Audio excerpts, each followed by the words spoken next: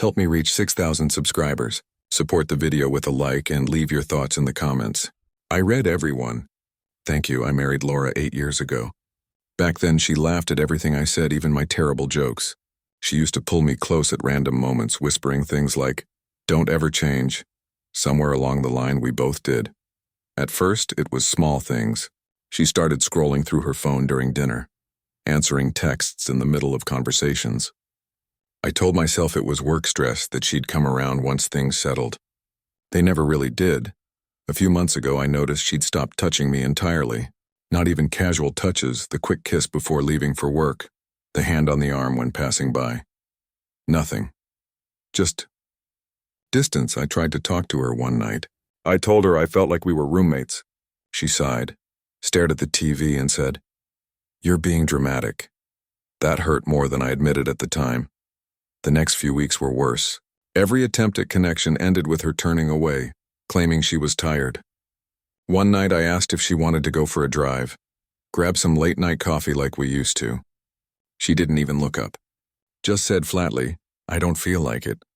That was the moment something shifted in me. It wasn't anger. It wasn't sadness. Just a quiet realization. I'd been begging for scraps of affection from someone who'd already left emotionally. So I stood up, grabbed my car keys and headed for the door. Laura didn't even ask where I was going. But before I reached the handle, I heard a voice behind me say, "Can I go with you?" It was her sister, Megan. She'd been staying with us for a couple of weeks while looking for a new apartment. She was nothing like Laura, easygoing, warm, the kind of person who actually listens when you talk. She smiled more in one conversation than Laura had in months. I hesitated for a second, unsure what to say. Then I just nodded. We left the house without another word.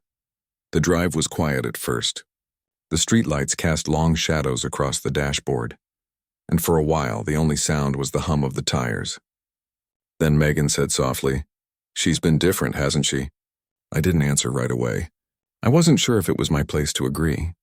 But eventually I said, "Yeah, I don't know what happened to her." Megan sighed. "I've tried talking to her. She shuts down every time. I think she's unhappy, but not in a way that has anything to do with you." I stared at the road ahead. That was supposed to make me feel better, but it didn't. Because even if her unhappiness wasn't about me, she still chose to take it out on us. We drove out past the city limits, to a 24-hour diner we used to visit years ago. Megan ordered coffee and fries, and I realized how long it had been since someone shared a quiet, unhurried moment with me. We talked about normal things, music, work, childhood memories, and for the first time in months I felt human again. When we got back to the house, Laura was still awake, sitting on the couch, eyes on her phone. She looked up as we walked in. "Where'd you go?" she asked, her tone sharp. "Out," I said simply. Her gaze shifted between me and her sister. Something flickered in her expression. Confusion, maybe jealousy. "Together?" "Yeah," Megan replied calmly. "He needed a break," Laura scoffed. "From what?" Megan didn't answer. She just went upstairs. That night, Laura didn't come to bed. The next morning, she barely spoke. The silence was louder than any argument could have been. Over the next few days, I noticed Laura watching me differently, not with affection, but suspicion. She'd ask small probing questions. "What time did you get home?" Or "Did Megan say anything weird to you?" It was ironic. For months she hadn't cared where I was or what I was feeling, and now suddenly she wanted to know everything. But by then, something inside me had shifted for good. I'd stopped chasing her approval. I stopped trying to fix what she wasn't even willing to acknowledge was broken. A few days later, Laura finally snapped.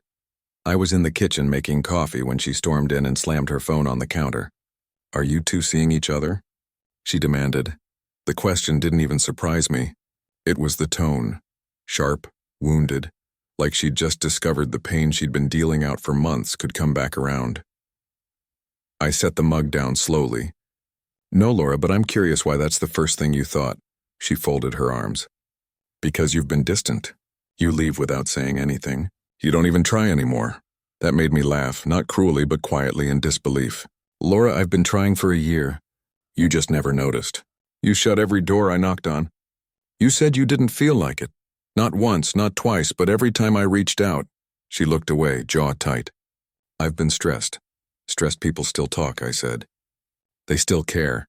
For a moment, the air between us felt heavy, almost suffocating. I saw something flicker in her expression. Guilt, maybe. But it vanished just as quickly. Megan walked in then, holding a box of her things. She froze when she saw us. I can come back later, she offered. Laura glared at her. No, you're already in it, might as well stay. Megan, I said gently, it's fine. She's upset. But Megan didn't back down. No, she's not upset. She's just finally realizing she's been pushing everyone away. Laura's voice cracked. You don't know what it's like being married for years and feeling stuck.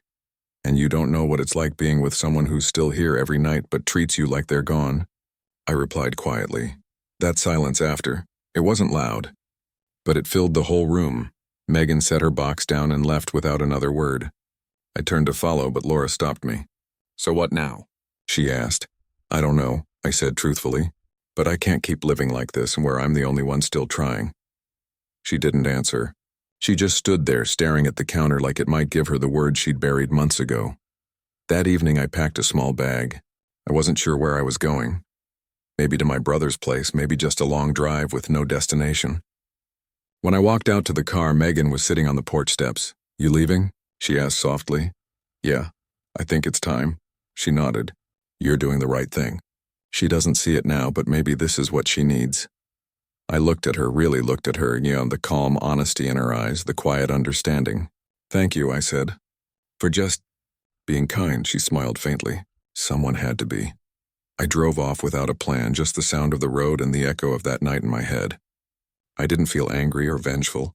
I just felt done. A few weeks later, Laura called. I almost didn't pick up. When I finally did, her voice was small, unsure. I've been thinking, she said. I didn't realize how far gone we were until you actually left. I stayed quiet. She continued. Megan told me you never said anything bad about me. She said you just gave up quietly. I didn't know silence could be that loud. I sighed. It wasn't silence, Laura, it was peace. The kind I couldn't find with you anymore. For the first time in a long while, she didn't argue.